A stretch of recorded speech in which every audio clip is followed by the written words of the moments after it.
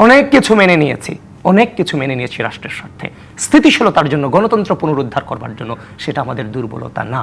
যে প্রশ্নগুলো উঠেছে, বিশ্ববিদ্যালয়ের ভিসি নিয়াজ স্যার কি একটার জবাব দিতে পেরেছে?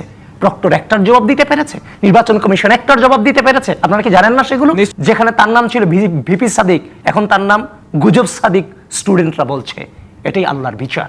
আল্লাহর বিচার সবচেয়ে বড় বিচার। এটা তো সংখ্যাগরিষ্ঠতা নিয়ে বসে আছে, সেই জায়গায় আপনাদের এই ডকুমেন্ট, সেটা নিয়ে প্রশ্ন আছে। সে নির্বাচনকে নিয়ে তো যথেষ্ট প্রশ্ন আছে ভাই।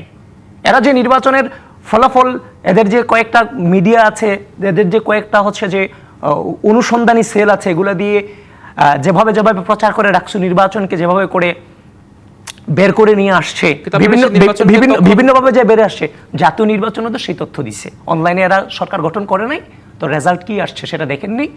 রাষ্ট্রের প্রয়োজনে, রাষ্ট্রের স্বার্থে অনেক কিছু মেনে নিয়েছি রাষ্ট্রের স্বার্থে, স্থিতিশীলতার জন্য, গণতন্ত্র পুনরুদ্ধার করবার জন্য। সেটা আমাদের দুর্বলতা না।